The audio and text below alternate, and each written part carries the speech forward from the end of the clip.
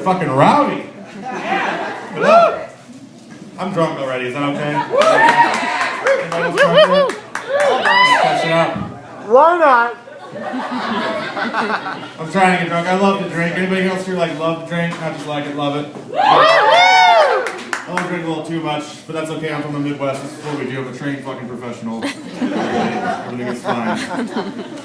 I moved out here about 6 months ago, and I realized that people in the Midwest drink differently than anywhere else in the world.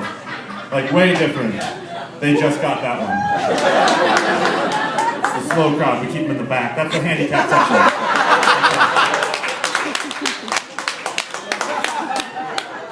See, in other parts of the world, people go out to drink like a night like tonight. You went out to have a couple drinks to have some fun, right? Have a couple giggles. In the Midwest, we go out to drink to see how close we can get to dying for a couple of hours. Then we drive home. That's the way the forefathers would like things to happen, I think. Last time I was home, I was there for 3 days, and I didn't sleep for 2 days. I went on a 2-day bender. My best friend Peter, best friend in the whole world. And it was great. It was a great bender.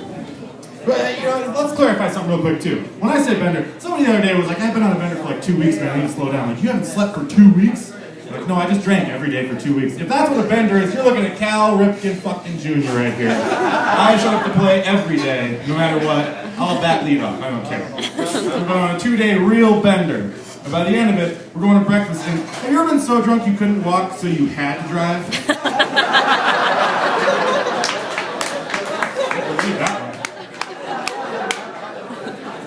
That was us.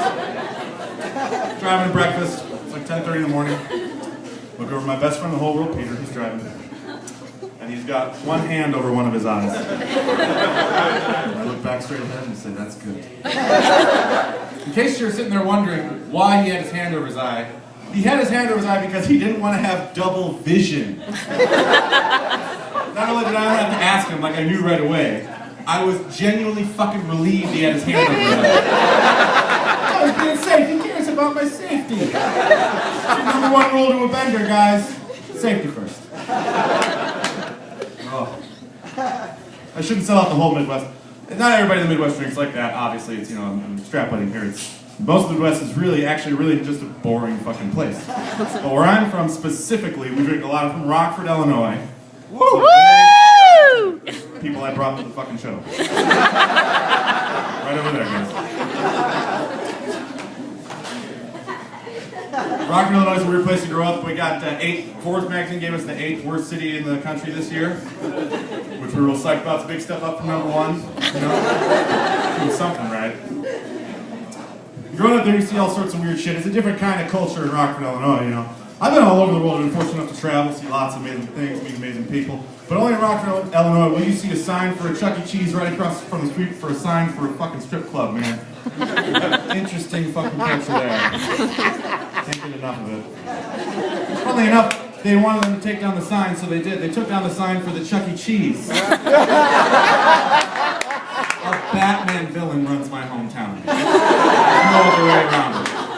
And I'm proud to be from there. But once you hit 18, you gotta get the fuck out of places like that. So I moved to Chicago for a couple years before I moved out here, which was a very awkward time in my life. I know it seems like I'm kind of fucking rad up here. Mostly to do with the lights and all of the power. But in real life, I'm actually pretty awkward, pretty uncomfortable most of the time. And in a big city like that, with that many people that close together, it's just all that much more opportunities to embarrass yourself. And I struggle. I can't even get in fucking elevators anymore, man. That's an awkward moment factory. This never happened to you? I got in an elevator. I was the last one in, so I was like right up front. This is what my back looks like. That's what they saw. And I hit 38. We're on the lobby. I hit the 38th floor. The elevator, I'm not paying attention, goes up 2 floors, and my brain tells me, this must be the fastest fucking elevator in the world. I start to get off with the confidence of a fucking somebody that's really confident. Right? Try to add jokes to jokes. But I hit the threshold where the elevator and the floor meet, and I realize I'm on the wrong floor. And I pause. You ever do that pause? But I'm embarrassed. Everybody behind me is like, this fucking guy. Not a city boy.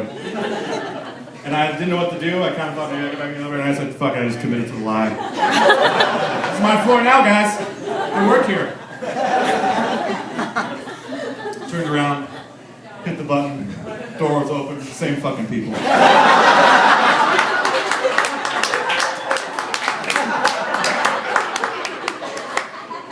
I moved to Salt Lake City. No one ever gets embarrassed here. Yeah, being in Chicago teach you how to drink, man. Teach you what a drinking problem is, you know? A lot of people think they have a drinking problem. I talked to somebody at work, she was like, you know, I knew I had a drinking problem when I was at a party, and I smoked a joint, and then I was like, oh my god, you're high, you need to drink a beer to take the edge off this high. I was like, you know, I need beer to get sober. That's an adorable fucking drinking problem. It's not a drinking problem, it's a drinking boo-boo, you know? Do you have any idea how many times in my life after drinking 6 or 7 beers I've thought to myself, Dean, you probably need to drink some whiskey to take the edge off this beer.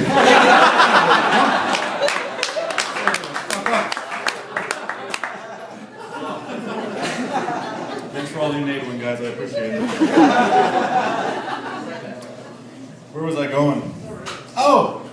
I had a great moment of clarity when I was partying the other day, though. See, like, you grow up drinking like that, you develop a tolerance early on, you're a seasoned veteran by the time you're my age, which is 24. I know I look like I'm 35. I had a great moment of clarity the other day. I was out, we went to like a metal show, and then after the show we went to Beto's. My first time at Beto's, like 3 in the morning. That was shit. But we're sitting at Beto's, and I'm eating with my group of friends, and there's this really loud, obnoxious table off in my peripheries. And they're like, I don't mind loud, I'm loud as fuck, obviously, I don't mind loud people. But like, they were being loud about boring white people shit, like remodeling their kitchen, and Grey's Anatomy. Just bragging about how white they were, and it was just infuriating. And I wanted to sit and talk to my friends at the table, like, you can't yell, shut the fuck up, like that, because then you're the asshole, or you get kicked out, you start a fight. Like that. I wish there was a peaceful way to get them to stop talking, because I'm gonna light things on fire if they don't. So I kind of bounced it around in my head for a couple minutes, and I was like, you know what you could do? I bet if you yelled something really fucked up, or awkward, or just random, over them, I would get them to shut the fuck up. Everybody at the table laughed, like, yeah, whatever, you just keep eating your chimney. Paused for effect, because I'm a goddamn professional. And I just yelled out really loud in the middle of Beta's at 3 in the morning. Listen, all joking aside, all I'm saying is if you're gonna fuck a kid, you might as well be white. Let's not get crazy. Let's not mix races, guys. They shut the fuck up. Now it's more the journey than the destination.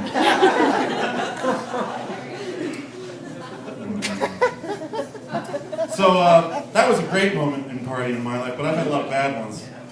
The way I party, not everybody's prepared to get down the way I do. I had a bad when I first moved out here. I was hanging out with some folks, drinking a few beers during the day drinking, big fan. And one of the guys that was there busts out a jar of snuff. You ever heard of this? The tobacco that you snort? Which is a brilliant fucking idea. And I used to have a rule before this day, try everything once. I think that snuff was the thing that would break that rule, not like heroin. Like, no, snortable tobacco. You gotta change that rule. Anyways, he gives me the jar, and I take a pinch, close my left nostril, and zoot it the way I'm accustomed to snorting things. You know, the way I've been raised to snort things. And immediately, just the worst fucking headache, my whole face and back of my head, I was covered in sweat. It was awful, like debilitatingly painful. And the guy was like, whoa, dude, you just want to like sniff it just to coat your nostril, you absorb it through your nostril. That's some pretty important fucking information to tell them before they start snorting things. Listen, I don't know how you guys do things here in Utah, but where I'm from, when you snort something, you fucking mean it, man. If you've ever been in a position where you had to snort a chunky wet rail off the top of a urinal, and then you gotta put your back into that shit. No pussyfooting.